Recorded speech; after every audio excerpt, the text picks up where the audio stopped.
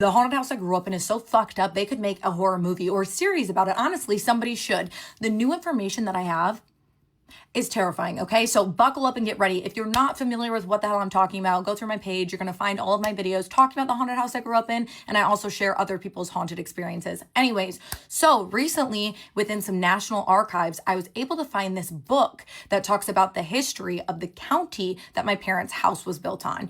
And the story I found shook me to my core. If you've been following along, then you know there are multiple times throughout the history of my home since I've lived there that multiple people in my family, friends, loved ones have heard a rocking chair upstairs in a particular room, or what we thought was a rocking chair, but now I'm starting to think it was something else. I also told you guys about how I've seen a psychic before and how this psychic had talked about my parents' house and talked about the land and the property being very cursed and having very dark energy, like not just the home, but the property itself. In this book that talks about all of this history, they actually talk about the woman who built the house with her husband when she was a baby. In her obituary, she's actually listed as the first white baby to be born in the area, which is like insane that they even mentioned that. And it just, you guys know that early settlers were not good to Native American people, okay? Like, we don't need to play dumb. We already know this. It's actually so sad when you think about it. I'm gonna call her Haley because if I give the names, I don't want to accidentally dox my parents' location because they still live in the home. So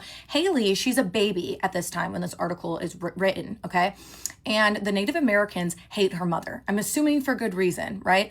Apparently, the mom was angry because this guy named Harry, who was another new settler, was like dealing moonshine with them, like trading. So she was getting her panties in a twist about it. And there was this like big rivalry going on between this family and the Native Americans. Native Americans are basically like, screw you. And at the time, smallpox was like a really big thing. And it goes to show how ignorant people were at this time, because literally in this actual book, they say that people weren't as worried about it because they didn't think that a Native American could transfer smallpox to a white person. I know, insane, so idiotic and stupid. Now, apparently because the beef of Haley's mom and the Native Americans were like, you know what, we're gonna try to get your daughter sick. So according to this book, they took a baby, which is really sad, who was sick with smallpox, snuck into the home, placed her inside of the cradle with Haley to try to infect her and make her sick to get revenge on her mother. They say that Haley wasn't really affected that much. She did end up getting sick, but she survived the incident. Little baby Haley grows up. And during this time, her family becomes quite successful, making a lot of money, taking over the land, which again, totally despicable. You guys know what people did to the Native Americans and to their land. Just gross, right? Which is confirming that I think that this land is fucked up, because who knows what would have happened there, right? During this situation. Also, the story of them putting the sick Native American baby in the cradle, we have to take it into account for the person who wrote the story. Are they being truthful? Who the hell knows? I feel like they would try to make them look bad to have like excuses to be bad people, right? Anyways, so when Haley becomes a teenager, a new family moves in who's quite wealthy from New York. And they have a son who's 16, and we're gonna call him Anthony, okay? Well, Anthony and Haley hook up, and they become a really powerful couple in this area. And that was when they built my parents' house. Y'all, I think what we have thought was a rocking chair all of these years was a fucking baby cradle, because in the article, it talks about how they kept that cradle as basically like an FU, and they used it for all the babies in the family, and it was gifted to Haley, and Haley continued to use it in my parents' house for her children that she had with Anthony. So that cradle would have been in the house. I think we were here in a cradle, y'all. I don't think it was a rocking chair anymore. I'm shook with this information. The history is not only interesting, but it is disturbing. Something about it just makes me so uncomfortable when I think about like how people got to the United States. It makes me very uneasy, you know, something nobody should be proud of. But it's definitely making things make more sense, and it's making a lot of things about the property itself make more sense, and why I think there's so many disturbances. I thought this was pretty crazy. Let me know your thoughts in the comments. I'm like shook by this information. What would you do if you were staying alone in a hotel room and then you hear a woman crying outside of your door in the middle of the night, and when you don't open it, you realize that she doesn't need help? This is Scared with Jess, and today's story is about a woman who says that one work trip ended with something waiting outside for her in the hotel hallway. I travel a lot for work, so I stay in hotels by myself all the time. This happened in one of those boring highway hotels where every hallway looks the same and everything smells faintly like bleach and old air conditioning. I had checked in late and I was exhausted. I showered and I locked the door and I put the chain on and got in bed. I was just starting to fall asleep when I heard a woman crying in the hallway. And at first it sounded far enough away that I thought she'd pass my room. And then it stopped right outside my door. I sat up immediately, and she wasn't screaming, just this quiet, shaky crying like she was trying to hold it in and couldn't. I got out of bed and went to the peephole. She was further down the hall at first, maybe 2 doors away, bent forward a little with hair hanging over her face, and I noticed she was barefoot, and that was the first thing that fell off. Bare feet on hotel carpet. And then she said really softly, "Please." I stayed quiet, and then she said, "Can you help me?" I should have called the front desk right then. Instead, I made the mistake of speaking through the door. I asked if she was okay. And then the crying stopped instantly. It didn't fade, it just stopped. The silence after that made my whole body go cold. And then she said, "You almost opened it." I backed away from the door and I didn't say anything. I told myself maybe she heard me move or maybe she saw the light under the door. I was letting it get to me because I was tired and alone. And then she laughed. Quiet at first, and then while she was laughing, her voice started dropping lower. Not all at once, it just changed underneath the sound, like the crying voice had only been sitting over the real one. And then she said, "I know where you moved." I looked through the peephole again, and she was closer. I never heard any footsteps, and that's what I can't get over. 1 second she had been farther down the hall, and now she was standing right outside my room, still barefoot, and bent slightly forward. At first, I could only see part of her face because she was too close to the peephole. One eye and part of her mouth, and skin shiny around the lips. And then she slowly leaned back, and that was when I saw what was wrong with her. Her face looked almost human. That was the problem. It was close enough that my brain tried to make it normal for half a second. And then I started noticing the details. One eye sat a little lower than the other, and her skin looked too smooth across the cheeks and too tight around her mouth. Her lips were stretched like she had been learning smiling from watching people do it. And when she smiled wider, her cheeks didn't move with it. And then she said in that deeper voice, "You're behind the other door." I called the front desk, and my hand was shaking so badly I nearly dropped my phone. I told them there was a woman outside my room acting strange and I needed security or someone to come up. While I was still on the phone, I heard a soft tapping on the door. It wasn't pounding, just one fingernail tapping near the peephole. And then she said, "Let me look at you." I backed all the way towards the bathroom wall and stayed there. The tapping stopped, but then the doorknob moved.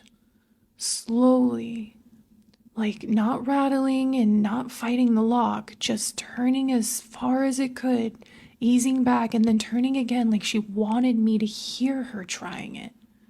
And a few seconds later, I heard the elevator open at the end of the hall and men's voices coming closer. A few seconds later, I heard the elevator open at the end of the hall and men's voices coming closer. Everything outside my door went quiet. Hotel security knocked first, and then somebody from the desk. I opened the door with the chain still on. The hallway was empty. There was nobody there. They checked both directions, they checked the stairwell, and even the ice machine area, but there was nothing. I kept telling them she had been right outside my room. The security guard asked if I maybe heard someone farther down the hall and got scared because I was tired. Then he leaned in toward my door and asked what the marks were.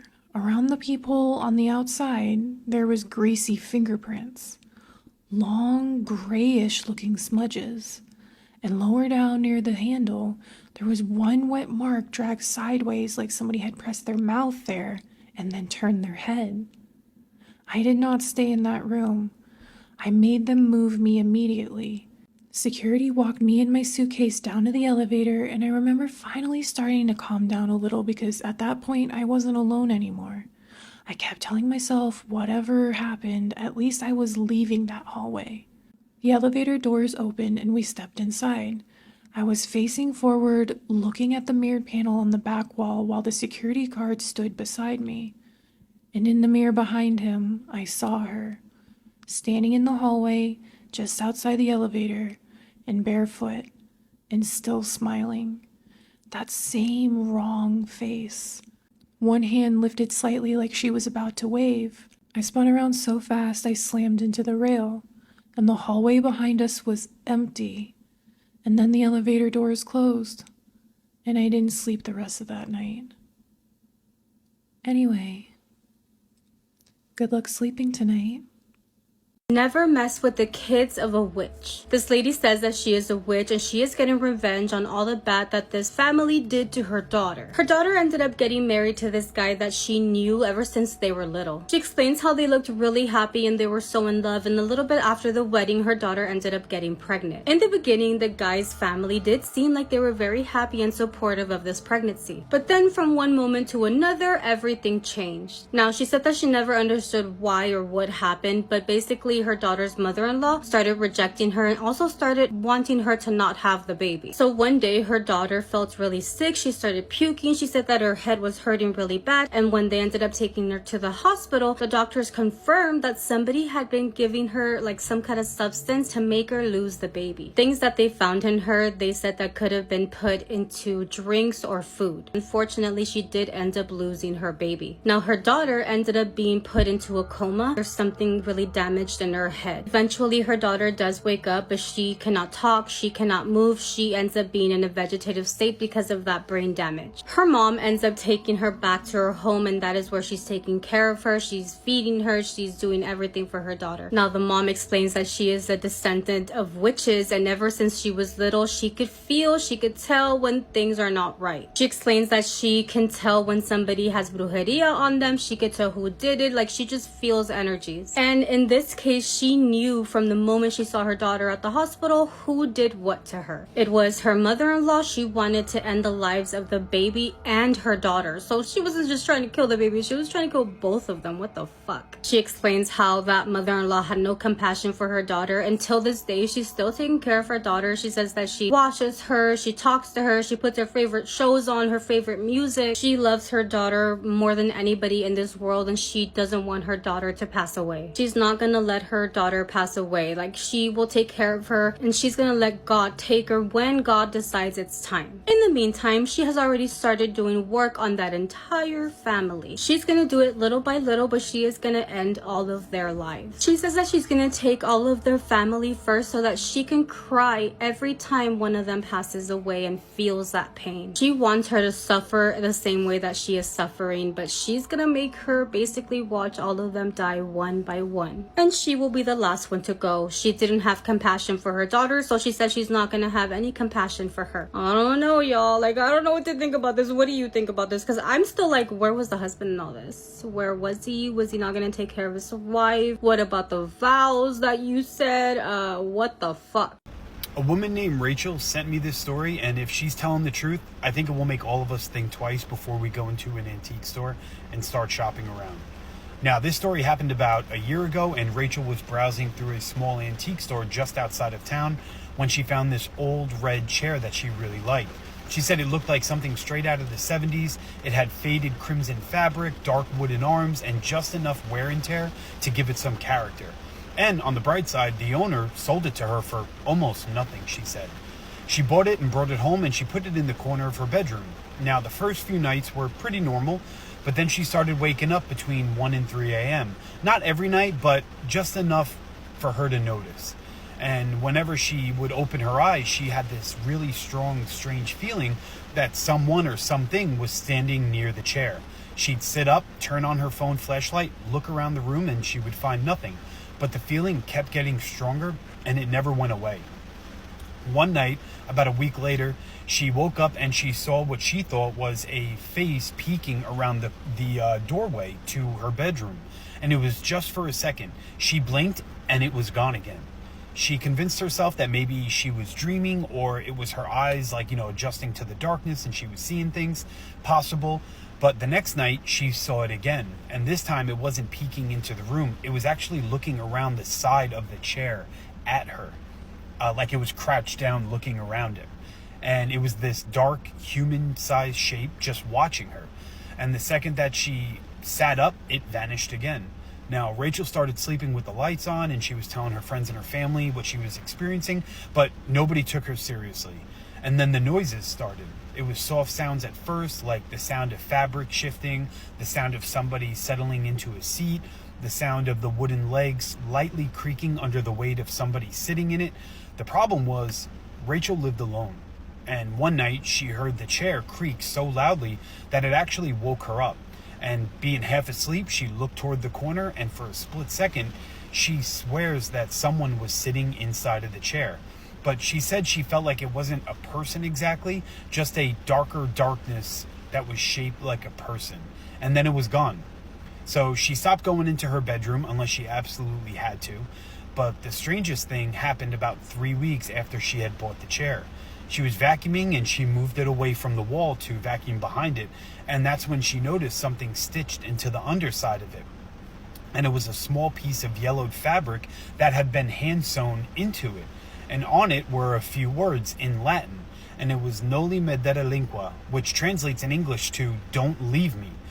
Rachel said after she looked it up, her stomach dropped because she's like, what the hell is this? And that night was probably one of the worst nights that she had since buying that chair. So around 2:45 in the morning, she woke up to a noise that she couldn't identify at first. She thought it was maybe, it felt like breathing to her, and it was slow and heavy, and it was coming from somewhere inside of the room. And she reached for her phone and she froze. The chair wasn't where she had left it. It had moved, not across the room, just a few feet out from the wall. But enough now that it was facing directly toward her bed, like somebody pulled it out, faced her, and was sitting there watching her. And she sat there staring at it, not able to comprehend what she was actually seeing. And then she heard a sound, and it was a single creak, like someone slowly leaning forward in the chair. And the room was completely dark, but she swears that she could make out multiple faces crowded behind the chair, looking at her. And she felt like they were these pale shapes peering around it, watching her and waiting. She grabbed her keys, ran out of the house in her pajamas, and she spent the rest of the night inside of her car. Now, the next morning, she dragged the chair outside, loaded it into her truck, and she took it straight to the dump. She didn't donate it. She didn't even try to resell it. She didn't even try to bring it back to the antique store. She didn't even stop to think about any of it. She just wanted to get it out of her home. And according to Rachel, the noises stopped that same night that she got rid of it. No more faces, no more footsteps, and no more waking up between 1 and 3 in the morning and feeling like something is watching you. It all stopped. And she says she still has no explanation for any of it, but she refuses to buy antiques now because if that chair really was haunted or cursed or whatever, whoever or whatever was sitting in it every night is probably sitting inside somebody else's house right now.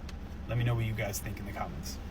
I received an email from someone named Angie who says that almost 50 years ago she was working at a small local shopping mall and a janitor told her something that stuck with her and that she still wonders about. So in the 1970s, Angie was working at a local mall and she said it was very slow. It was a smaller mall and the shifts often went by at a dragging pace. So the store employees would often go to the front of the store to chat with other mall employees or security guards or the janitor, anything to make the shift go by faster. I actually worked at a mall when I was 16, and I can attest to the fact that mall culture is a very real thing. We were friends with everyone from every store, and it was a very fun time in my teenage years, but I digress. Anyway, Angie says that there was one mall janitor that worked there who was typically a very quiet man. He kept to himself and never seemed to want to engage in conversation anytime the other mall employees were all gathered together and talking, but Angie guessed that he was in his mid to late 50s, and she said that while he was polite in that he would say hello in passing, nobody really knew anything about him other than the fact that sometimes when he went about his work,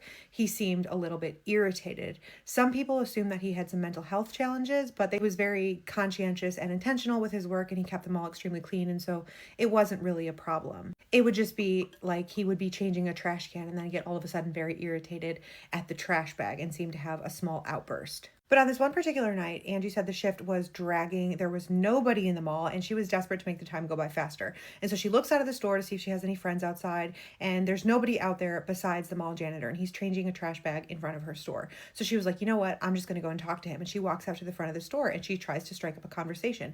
And she said that he must have been feeling chatty because he actually engaged her. And she was like, how's your night? And he was like asking her all kinds of things about her. And he's like, where do you go to school? What are you studying? And she tells him, and he basically tells her that he thinks it's great that she's getting an education and how important that education is going to be for her future. He just seems wowed by her, and he's like, it's so great that you're getting an education because it means you're going to get a great job. And she's like, wow, this guy's really nice. Like, I feel bad that I've never really given him the time of day before. And then she starts asking him a little bit about him. And that's when he tells her, you know, I wasn't always a janitor.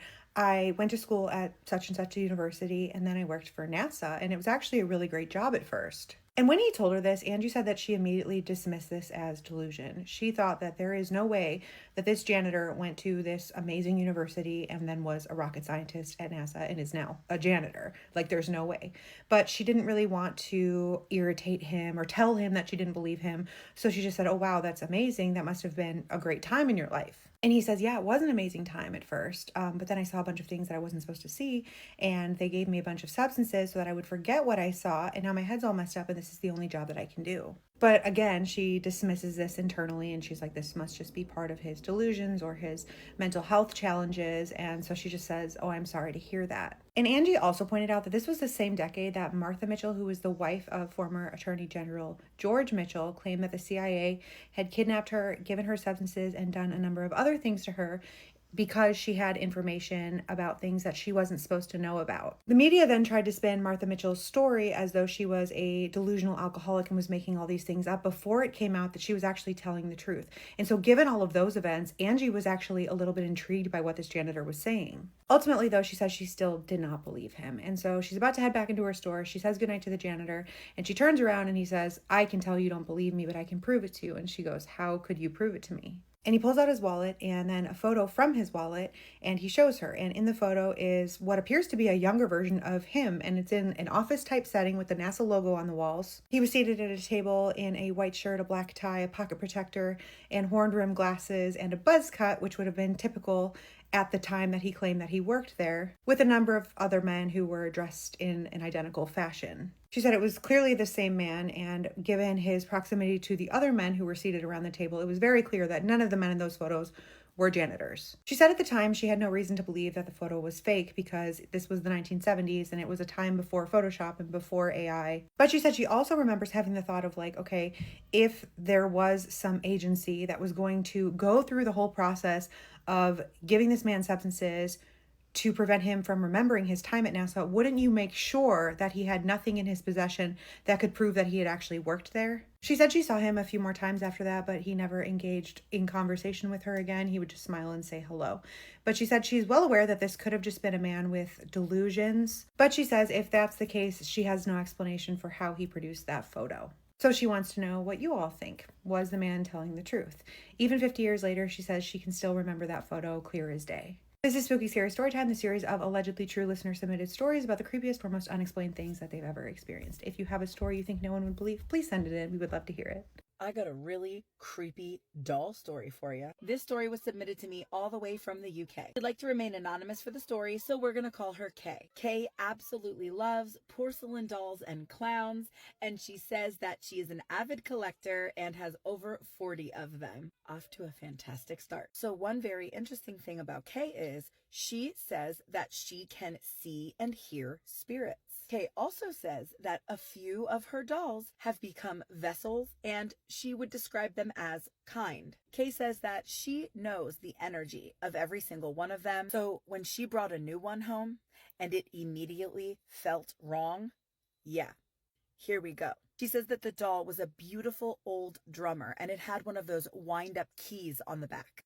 She said that the wind-up key was very stiff and hard to crank. Nonetheless, she was absolutely drawn to him the moment she laid her eyes on him. But guys, the second she got him home and into her house, she immediately had a wave of anxiety wash over her. Kay says that this feeling was unlike anything else she has ever experienced with any of her other dolls. She even said that she became reluctant to even go into the room where she had placed him. Then she kind of shook it off and talked herself out of it and just thought, you know what? It's just been a really long time since I've had a new addition and the feeling is going to pass.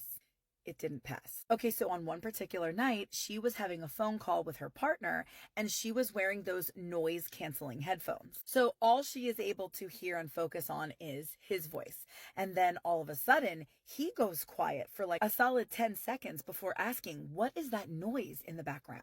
So she pulls her headphones off and she turns around and sees that this doll is playing his drum. She goes over and turns him over and she notices that wind-up key was spinning as if somebody cranked it. Now remember, this crank is extremely hard to turn. Someone or something had to have wound it. So she ignores it, but after a few days, this doll kept on drumming on and off on its own. Then the sound of the footsteps came. She would hear footsteps all throughout the house when nobody was there walking around. And even her cats noticed. They, who once absolutely loved going in her room, eventually would stop right at the doorway, look inside with their ears back, and hiss and refuse to go through the threshold. And then on the same night, the knocking began on her bedroom windows and her walls. And a constant sick feeling washed over her every time she was in that room with the doll. So one night at 4:54 in the morning, she wakes up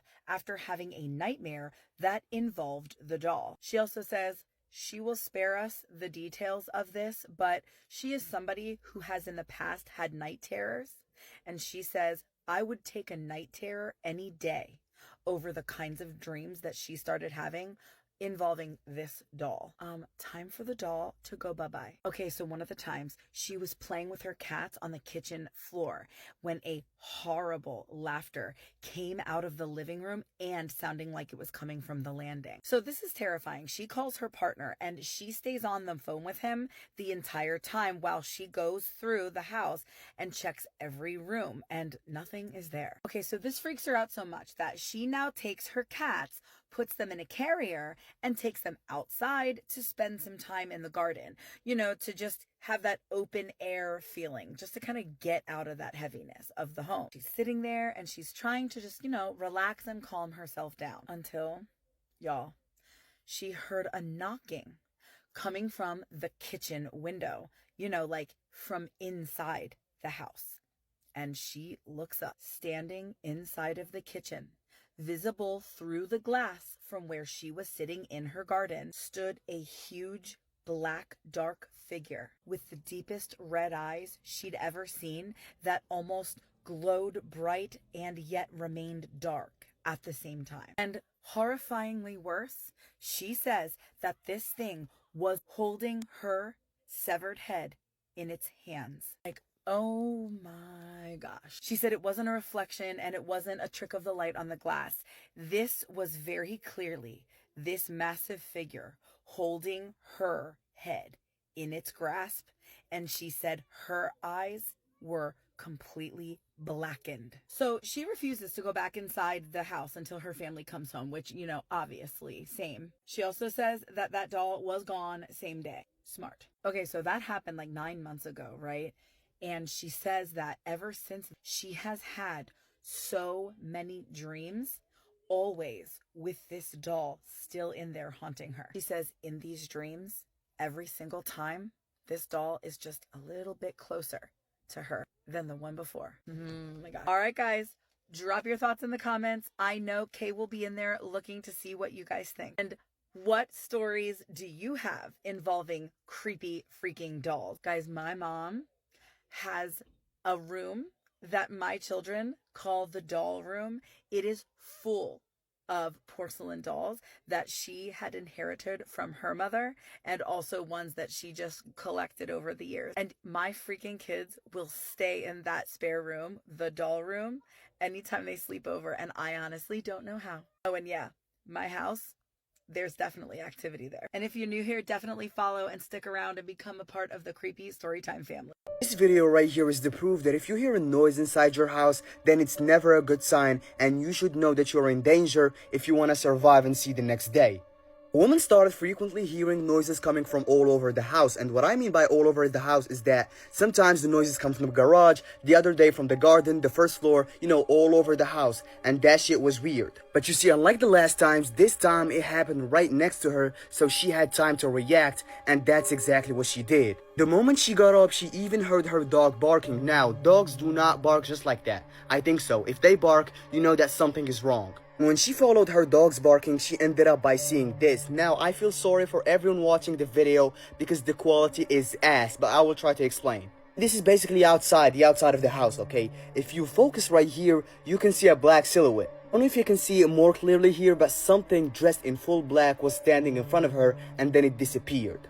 This thing disappeared. The woman was surely still scared, but she somehow felt a relief. She was like, maybe I was just imagining this. But the thing is, her dog was still barking, meaning that it's still seeing that thing. Oh my god. Genuinely, run. In another footage with the same house, the same woman, everything, you can see these two dots right here. Something like eyes reflection. And some people are just assuming that this is her dog. Bro, she just needs to accept her fate. This is not a dog. Just leave the house at this point.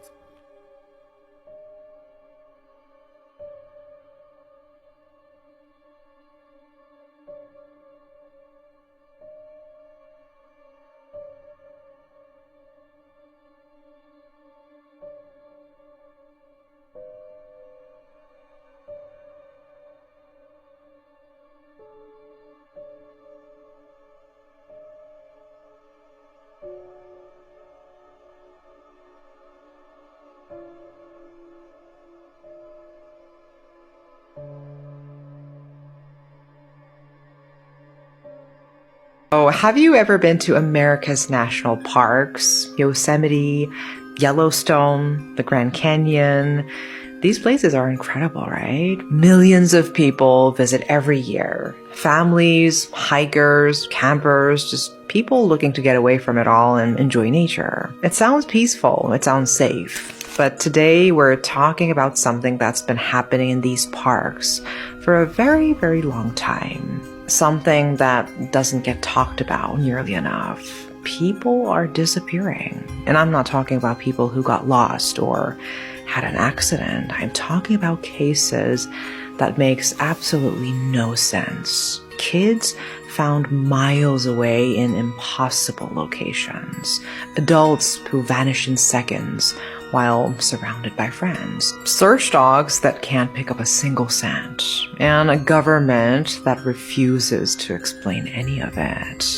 This is Missing 411. Yosemite, the Grand Canyon, the Great Smoky Mountains, Crater Lake, Glacier National Park. America's national parks are peaceful, beautiful places where families go hiking, camping, and enjoying nature at its finest. But something strange has been happening in these places. Quietly, persistently, people are disappearing. And of course, going missing in the wilderness isn't unusual, right? People get lost. Animal attacks happen. Accidents occur.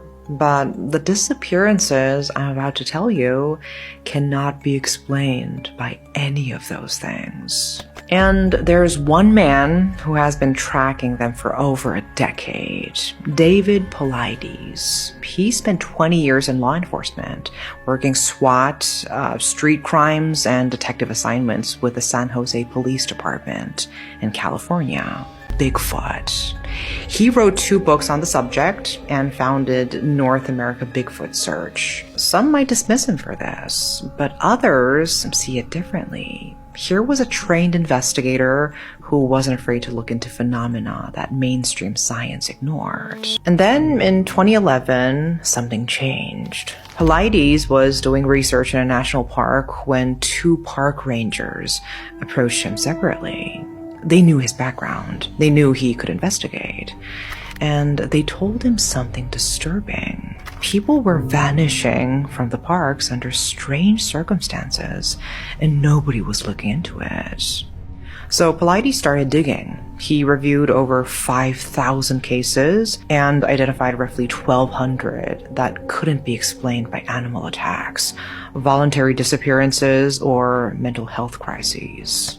What he found was disturbing. January 2019, North Carolina. A 3-year-old boy named Casey Hathaway vanished. He was playing in his grandmother's yard when he simply disappeared. There was no one around who could kidnap a child. He was just gone. The local police launched a massive search, tracking dogs, helicopters with thermal cameras, teams combing through the woods again and again. But they found nothing. And then the weather turned. Strong winds, heavy rain, temperatures dropped below freezing. It was so dangerous that the sheriff pulled back the search teams. The helicopters couldn't fly. Could a 3-year-old survive in those conditions? Everyone expected the worst. 56 hours passed. Then Casey was found, about half a mile from his home, in the very area that search teams had searched more than 20 times. The same area his own family had walked through countless times during those desperate hours. But the truly remarkable thing was his condition. The sheriff said Casey was fine, remarkably so. After 56 hours exposed to freezing temperatures, the boy showed no signs of hypothermia. How was that even possible? When they asked him where he had been, Casey said something strange. "Bear took care of me." And people laughed. They assumed it was a child's imagination. And there's a reasonable explanation. Casey's favorite show was Masha and the Bear, a cartoon about a girl in the forest and a protective bear. Besides, the bears in that region were hibernating. But then researchers discovered something very unsettling. This wasn't the first time a child had said something like this. Since the late 1800s, children who returned from unexplained disappearances have described the same thing. A big animal took care of me.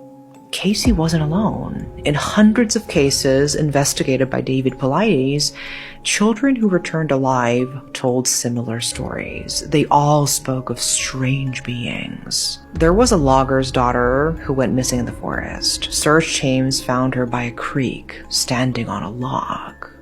When they asked what happened, she said, "A big furry wolf had me." But there were no wolves in that area, and wolves don't keep children without harming them. In April 1952, a 2-year-old boy named Keith Parkins disappeared from his family's ranch in Oregon. 19 hours later, searchers found him, 12 miles away. This journey would have required the toddler to cross 2 mountain ranges, navigate fences, creeks, and rivers. 12 miles in 19 hours for a 2-year-old. Survival expert Les Stroud, the host of Survivor Man, attempted to recreate this route for a documentary. Stroud has spent decades teaching people how to survive in the wilderness, but that night he stopped and said, "This is impossible. This child did what I can't do. He didn't do this alone." And there's another thing the survivors have in common. They have no memory. Where they were, how they got there, who they were with. They remember nothing. It's not just children. Adults experience the same thing. They just disappear, and then they just reappear, as if someone took them and brought them back. She was a hunter who used a bow. One day, she was in the forest, sitting quietly, waiting for prey. Then she saw something about 15 meters away, near a tree. She described it this way. It was like something was in my eyes, like looking at something far away through plastic wrap. It reached from one tree to grab another and slowly moved. This lasted about 30 seconds. When she got home, she told her husband what she'd seen. He asked her to wait and put on a movie. The 1987 film Predator, the one with Arnold Schwarzenegger. A scene appeared showing a transparent alien creature moving between trees. She cried out, "Oh my God, that's exactly what I saw." An invisible form with a rippling effect in the air, like some kind of cloaking technology. That's what she had seen in the forest. When David Paulides shared this story, similar reports flooded in. Credible people, military veterans, scientists, park rangers reached out, saying they had experienced the same thing. In 1974, a hunter named Carl Higdon was elk hunting in the Medicine Bow National Forest in Wyoming. He fired his rifle at an elk, but the bullet left the barrel in slow motion, traveled about 50 feet, and dropped to the ground. And everything went silent.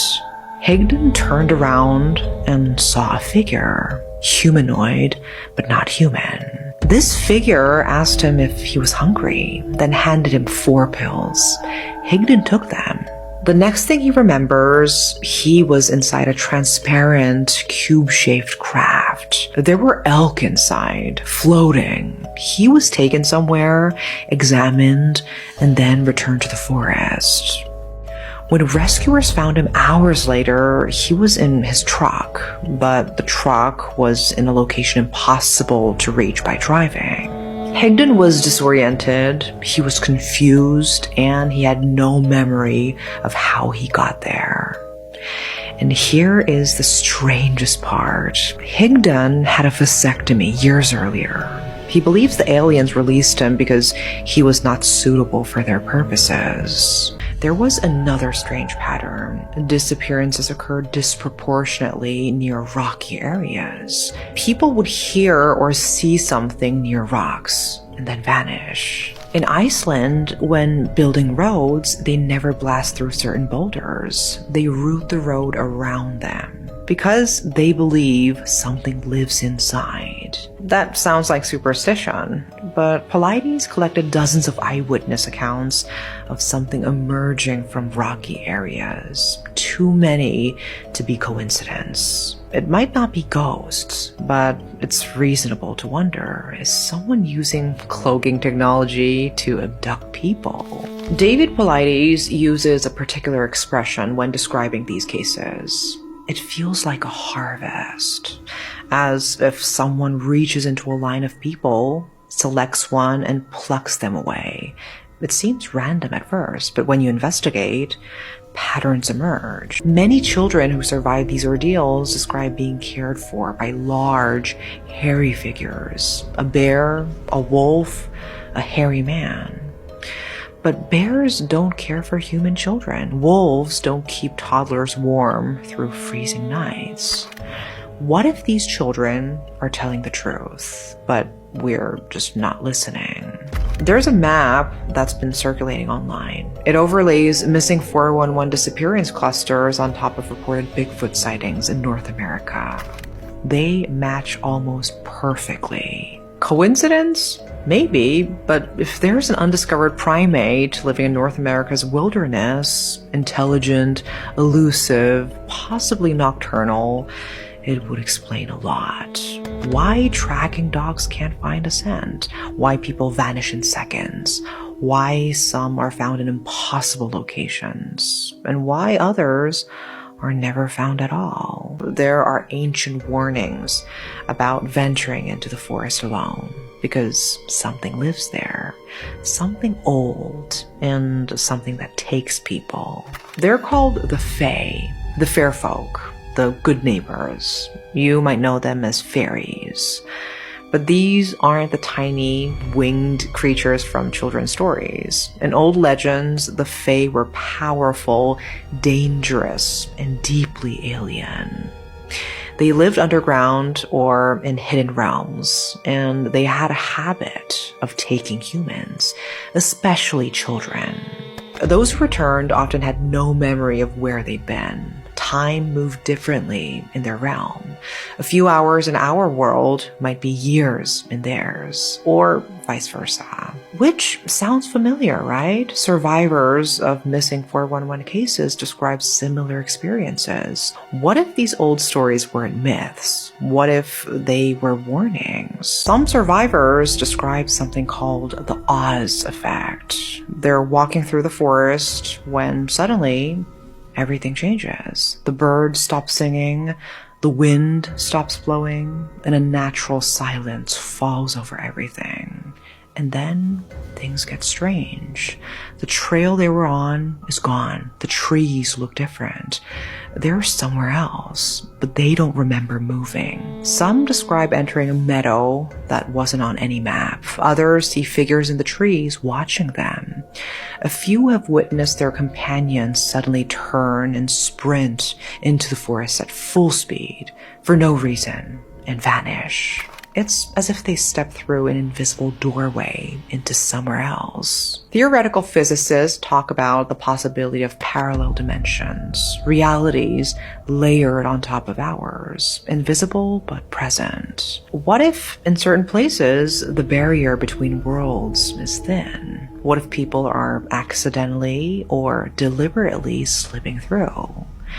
And what if whatever lives on the other side is hungry? I did past life regression therapy and something came back with me. Hi everyone, welcome back to Candlelit Whispers with Amanda. Today we have an interesting story about someone who tried past life regression therapy and it ended badly. A few months ago, after my grandmother passed away, I fell into a really dark depression. I felt completely lost. My friend suggested that I try past life regression therapy because she said it helped her to find answers. The woman recommended was a licensed hypnotherapist and had hundreds of good reviews online, so I booked a session. At first, everything seemed normal. She dimmed the lights, had me focus on my breathing, and slowly guided me into a trance-like state. I was still aware of where I was, but it also felt like I was somewhere else entirely. Suddenly, it felt like I was being pulled backwards.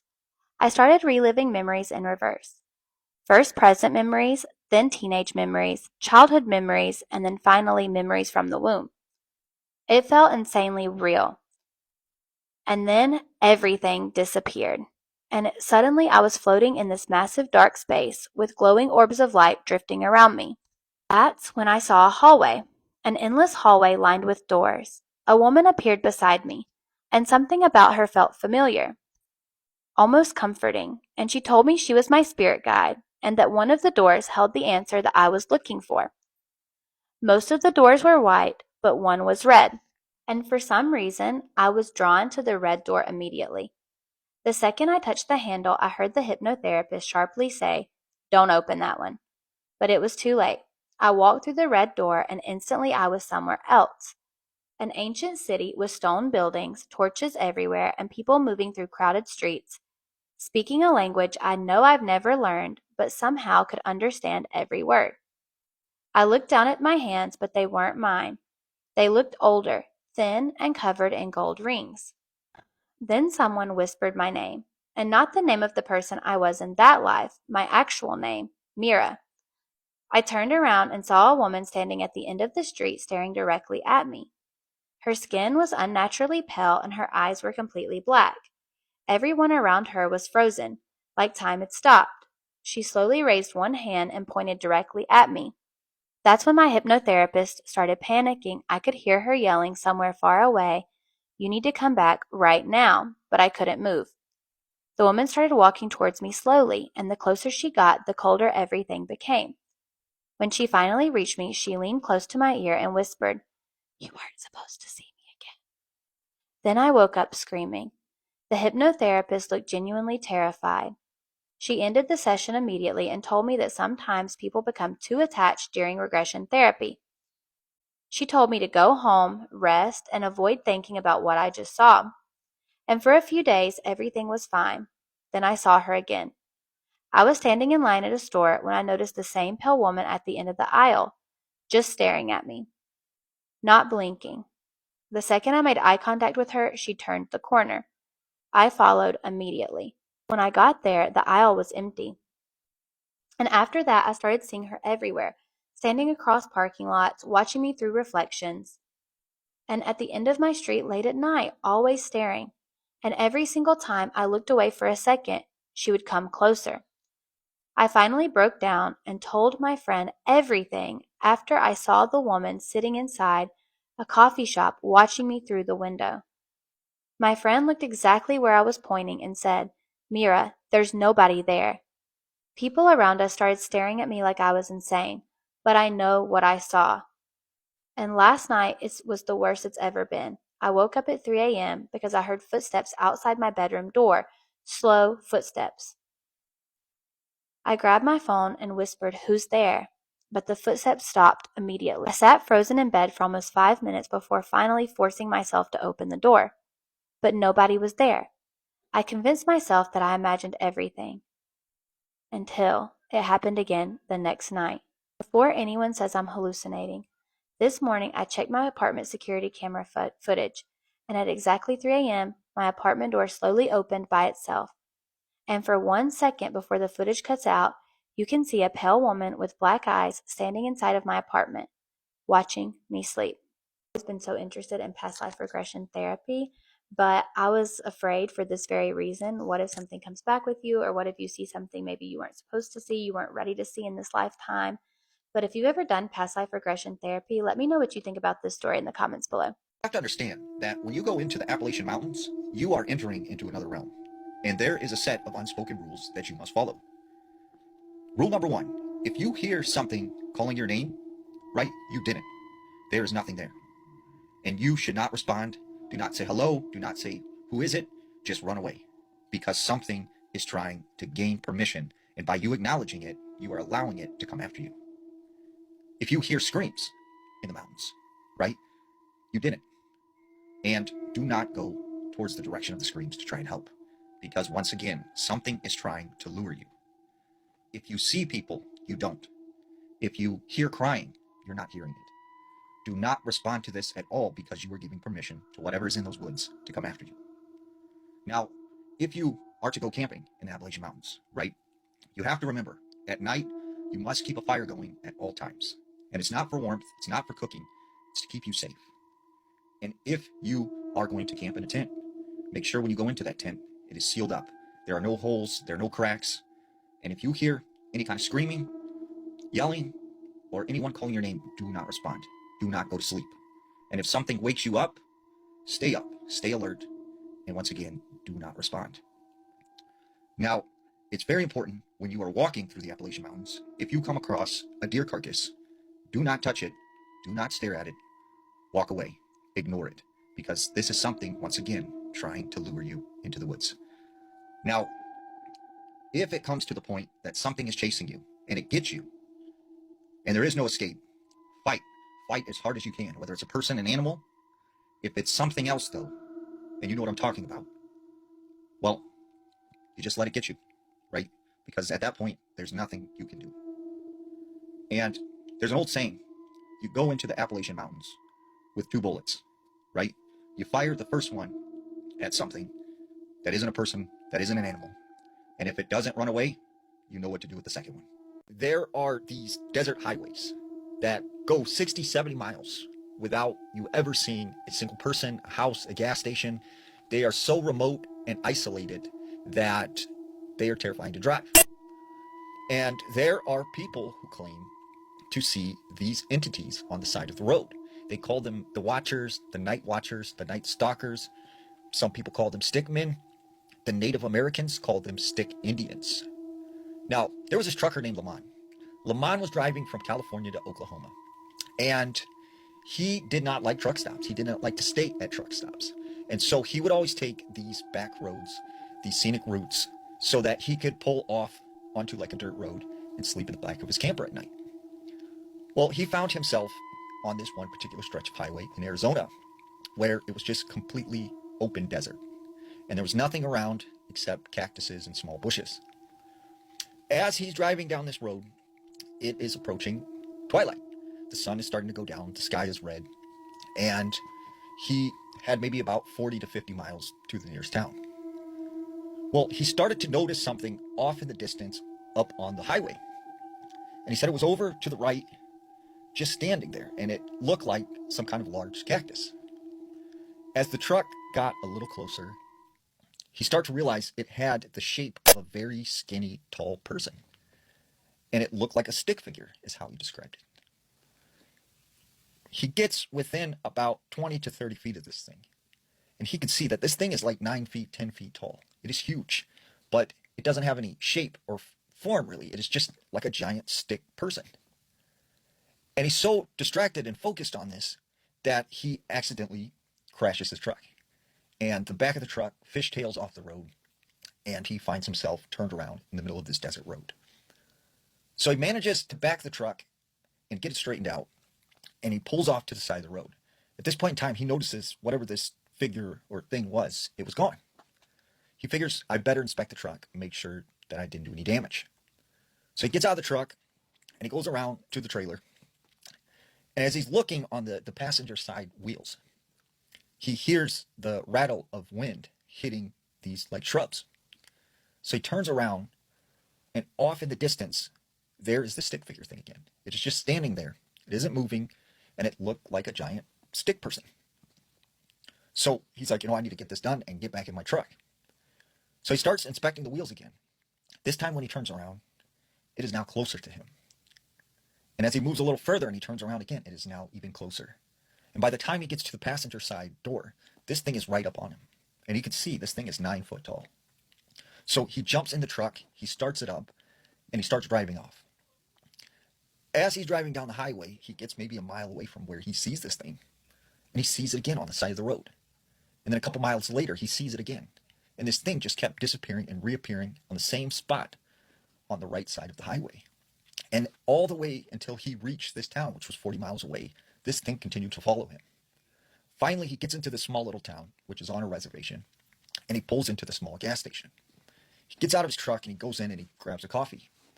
And the Native American man who is behind the counter says, you look stressed, like, is everything okay? He goes, you're not going to believe me, but, I just had this experience with something that looked like a stick figure. And the Native American man said, oh, yeah, I know. He said, my people, we talk about this all the time, but it's called, a stick Indian. And, we believed that in older times, our ancestors, they would ride horses and they would see these things out in the desert. And sometimes they would chase them. Sometimes they were just protectors or watching over the land. And so he said after that, even though he did not like rest stops or truck stops, he chose to only stay at truck stops and stay on the interstate. I used to do in-home care for elderly people, but there was one specific client that I had to stop seeing immediately. The first night I worked there, the family, they warned me that the father had dementia, and sometimes he was very convinced that people were in the home with him. They told me to gently reassure him or redirect him if he ever got confused.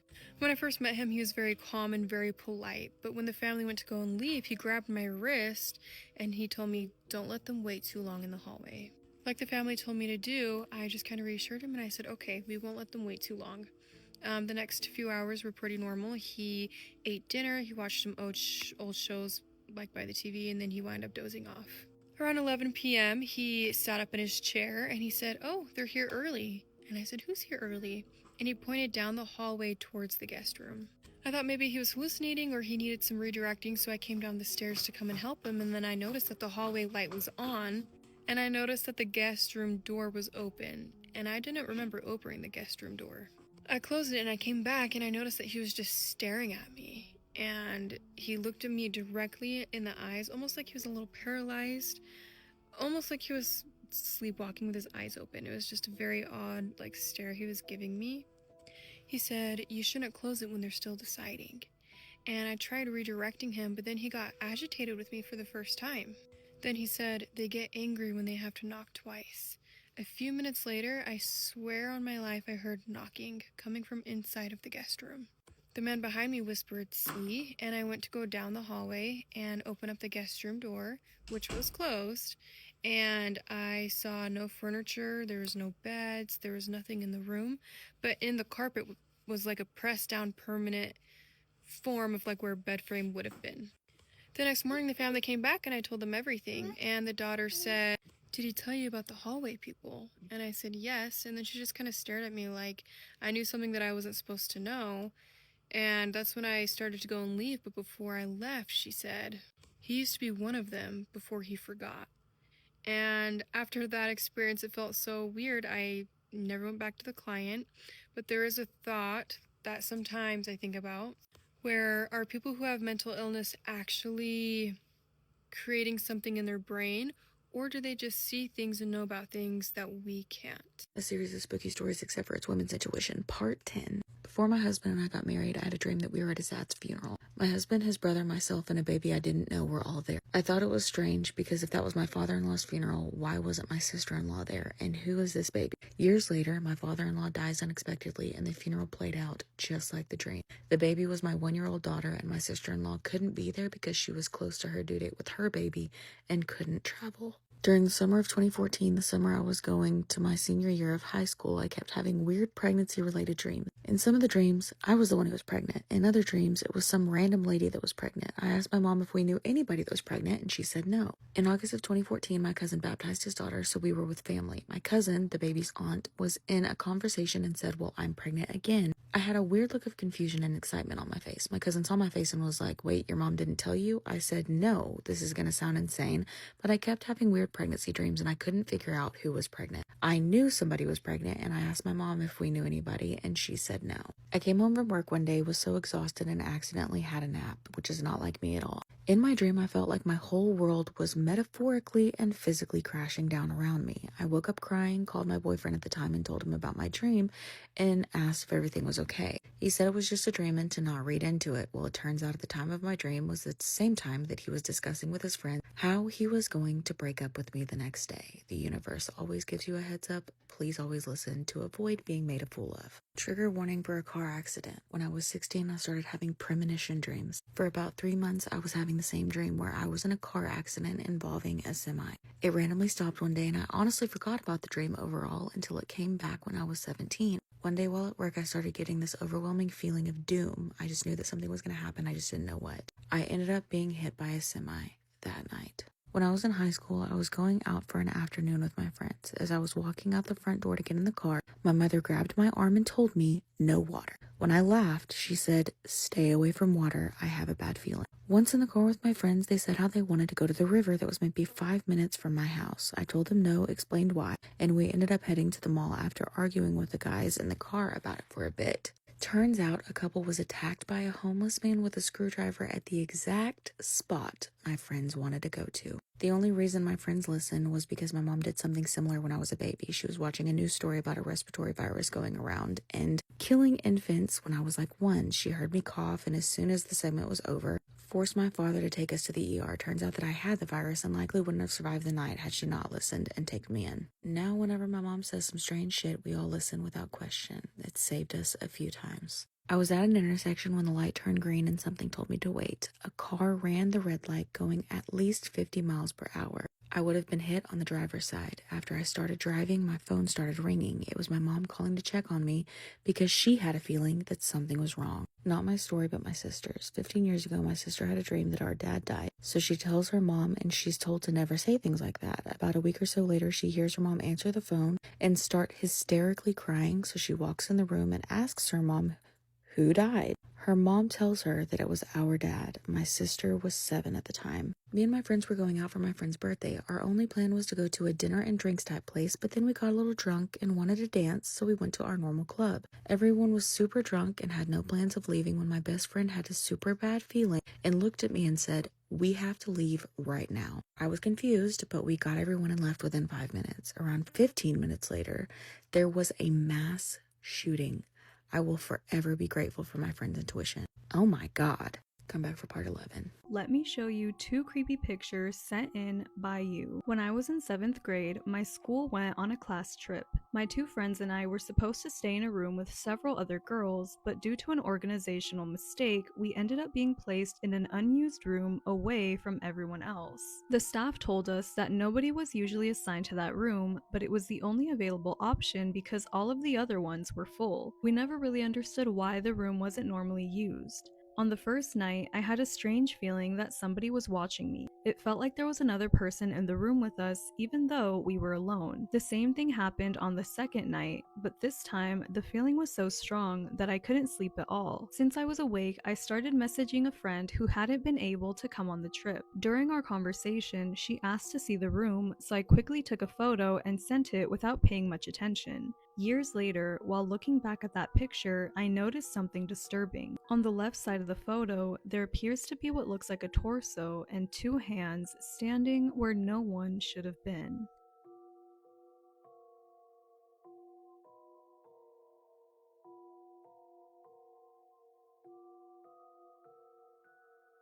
The house I live in has been in my family for generations. My great-grandfather passed away in the room that is now my bedroom. When I was very young, I used to have constant night terrors. Whenever my mother asked me what was wrong, I would tell her that I had to stay very still, otherwise he would see me. I never gave a name or described who he was. I just seemed terrified of being noticed. Years later, a TikTok trend became popular where people would take close-up photos of their eyes using the back camera and flash. Curious, I decided to try it myself. Looking through the photos I took afterward, I noticed something strange. There appeared to be a person reflected in my eye. The creepy part is that there was nobody else in the room. I was standing in front of a blank wall, so it couldn't have been a reflection from a mirror, window, or any piece of glass. For the figure to appear where it does in the reflection, someone would have to be standing directly in front of me, but I swear there was nobody there.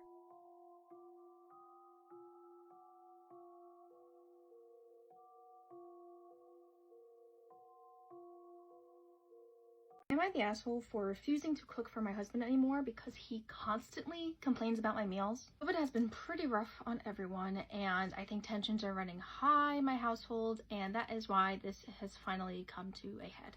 I do all of the cooking in the house because my husband isn't much of a chef, and we've never really had an issue before these last few months, so I'm trying to figure out what changed. Now, every time I'm at the stove, he wrinkles his nose and says that the food smells weird or bad, and I don't know, I think it's fine. I bought a new recipe book, and I have excitingly been trying out new things from it. It had been on Facebook Marketplace. The guy I had went to go pick it up from said that he was moving houses and was just getting rid of a bunch of old stuff. So when I went to pick it up, it was in a box of a bunch of dusty old books, and all the titles were faded from just years of overuse and then storage. I am always wanting to try new things, so I thought that I would just give it a whirl. The first recipe I tried was a casserole, so I grabbed the meat, seasoned it to perfection, and just watched it bubble away in my oven. But then my husband came downstairs and gave me a questioning look and said, "Why does it smell like that? Is the meat no good or something?" Of course, the meat is good. I'm basically neurotic about the use-by dates, but he ate it just fine, occasionally making a face, but speaking no more about it.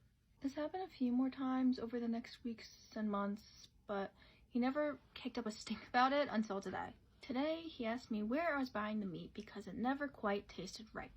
I said, "There's a little butcher I've been using. Great cuts." I didn't have the heart to tell him that there was a reason the homeless population was so much lower in our town over the last few months.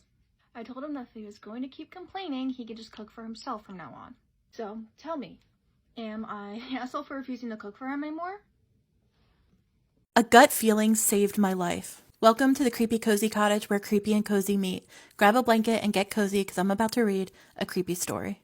This happened a few months ago and I still think about it constantly because I genuinely can't explain it. I'm a 19-year-old woman and my dad owns a lake house out in a pretty secluded area. It's one of those places where everyone leaves the door unlocked during the day because nothing ever happens out here. It's isolated, quiet, and usually feels extremely safe. I was only staying there because I was driving back to school, and the drive is just a little too long to comfortably do in one go, so I stopped there for the night alone. My dad is usually there most weekends anyway, so it wasn't unusual at all that he was there that weekend. What was different is that he finally decided to install security cameras after putting it off for months. Before I went to bed, I locked the deadbolt on the front door like normal, but I didn't lock the regular handle lock underneath it. I remember noticing it and thinking, it's fine, it's safe out here. I went to sleep around midnight. At exactly 2:30 a.m., I suddenly woke up with this horrible feeling. Not anxiety exactly, more like this overwhelming certainty that I needed to lock that second lock on the door immediately. It was so strong it fully pulled me out of sleep. I remember laying there trying to rationalize it because the deadbolt was already locked and we were in the middle of nowhere, but the feeling wouldn't go away. It honestly felt like pure dread. So I got up, walked to the front door, locked the handle lock, checked the windows, and went back to bed feeling a little ridiculous. About 3 hours later, around 5 a.m., I woke up to flashing lights outside. There were police cars outside the house. I checked my phone and had about 14 missed calls from my dad. My phone had been on Do Not Disturb all night. Apparently, my dad had woken up at his house from a security camera notification there, saying there was unusual movement around the property. He checked the cameras and saw a man walking around the lot, clearly scouting the house. He immediately called the police and tried to reach me, but I didn't hear anything. The police arrived about 15 minutes later. They told us whoever it was had already managed to get through or damage the deadbolt somehow. The only thing still stopping the front door from opening was the regular handle lock, the one I randomly got up at 2:30 a.m. to lock. My dad had been trying to get the cameras installed for a while and just happened to finally do it that weekend. It also just happened to be the night I was staying there alone. My dad jokes it was both of us having some kind of sixth sense that night, but honestly it still freaks me out. If I had ignored that feeling and gone back to sleep, there's a real chance that person would have gotten inside while I was alone. I haven't been back to the lake house since, and I don't think I ever will. And they never found the guy. This is why I always say it's really important to trust your gut instinct. Like, if you have a bad gut feeling about something, you should listen to it. But let me know what you thought about that story, and if you have any creepy stories of your own you'd like me to read, just DM me. Might have known the story of real-life boogeyman. Between Southport and Wigan lays a haunted old chapel. Welcome all. I'm doing a bit of urban exploring this afternoon in a former missionary hall that has a few ghost stories of its own to be told. Before we get started on a haunting tour of this old building alongside its ghostly legends, where exactly am I? Whilst I can't give you the exact location, I can tell you that I'm within West Lancashire, at a former missionary hall dating back over 100 years old. Originally set up as a place in which the small local populace could go and worship, it eventually closed due to the high cost of repairs on the roof. It has since laid vacant for decades, with old pieces of furniture rotting within and smashed windows still just about clinging to their former frames. There is also a dark legend associated with this former chapel, that of a ghost that is known to haunt the building and the surrounding woodlands. If you're brave enough or stupid enough to be investigating this place on your own, like I did, you may encounter the man swinging dead from a tree. So the rather sad legend goes, a God-fearing father of two took his own life after his son and daughter succumbed to tuberculosis. Unable to go on and feeling as though God had betrayed him after a life dedicated to worship, he set a rope up against the tree outside and slowly hung himself. The body was found the following day alongside a letter condemning his own soul to hell if he could not be with his children that was far worse than this existence on earth. He knew taking one's life was a sin, but still felt it worth it. How truly sad. Following the discovery of his body, local children began to tell each other tales of how they were exploring the chapel after dark and seeing the silhouette of his body swinging dead from the tree. When they would go to investigate, those brave enough, it would dissipate into the night air. Others claimed to actually see the ghost walking through the walls of the chapel out into the woodland, searching for his children. Whatever the truth of this ghostly legend, it sure was a fascinating little time capsule for me to explore. Should you ever wish to follow in my footsteps at any abandoned locations, do be careful. Floors can give way and ceilings can collapse. Do your research. My uncle died at the end of last year, around November, and it was really unexpected. And I've never lost somebody so unexpectedly. I've been fortunate enough to at least know it was coming, as if that makes it better. But regardless, I wanted to share a little story today about post-death life. I grew really close to these flowers, and the reason why is because one of the last times I saw him, he just randomly wanted to look at these flowers with me. And literally the last time I saw him, and the most we've ever talked, and it just like felt like so important in the moment. And then a couple months later he died, and it was just like, I'm happy we shared that moment, we shared those flowers. And then the flowers started to fucking die, just like he did, rude as fuck. And I was really sad that the flowers are dying, because yeah. And so I was sitting by the flowers, and I said, well, the flowers are gonna die, Uncle Paul, Cardinal, if you're here. And right after I said that, I immediately started looking for a cardinal. Immediately. I was like, where is the cardinal? There's only one in this area. He's obviously gonna show it to me. Where is the cardinal? I have to find it. I started getting so frustrated because I couldn't find a cardinal. And I was like, I'm never gonna see a cardinal. He's not showing me a cardinal. He's not here. And I like suddenly just remembered, oh, the whole point is that he's supposed to show it to me. I'm not supposed to find it. I'm not supposed to search for it. He's just gonna show it to me because he is here. He is with me. And I have to let go of this moment and let go of control of this moment and of my mind, of my body, and just let him show me a cardinal. So I just sat down by those flowers and I said, okay, Uncle Paul's gonna show me a cardinal. And right after I said that out loud, a cardinal flew by right in front of me. I don't know what happens after we die, and I'm not super religious. There's so many sticky things with that, but I always pictured us going somewhere, like our souls going somewhere, and it was just like, wow, you could be anywhere right now. You could be off on your little soul journey anywhere across the entire galaxy, and you're actually not anywhere. You're actually right by me, and you just showed me a cardinal because you want me to know that you are here. And like out of anywhere else you could be, you chose to be with me. I just miss him so much, but I'm happy that at least part of him is still here. And yeah, thanks for listening, guys. The second I read that message, I realized she could see it. I wasn't crazy. I wasn't alone. She could see it too. Panicking, I turned on my flashlight, pointed it towards the corner. Gone. Nothing was there anymore. I immediately started telling her everything.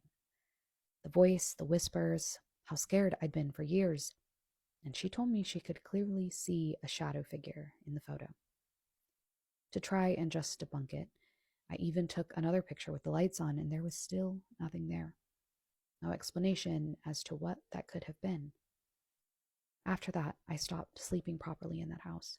Even during the daytime, something about the upstairs loft felt scary to me. Almost like someone was standing there all the time, just out of sight. Then finally, about a year later, we went back again for Easter. I was dreading it the entire drive there. But when we arrived, for some reason, the moment I walked into the house, for the first time in years, I could breathe.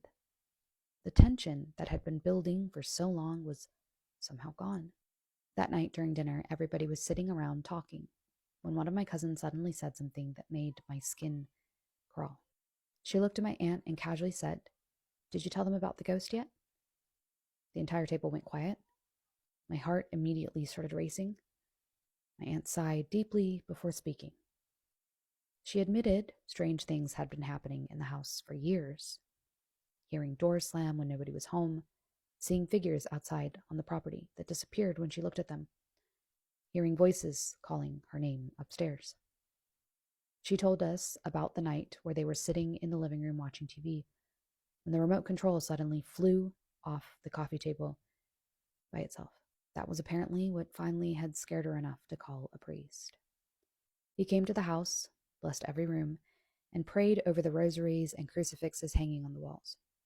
And according to her, everything stopped after that.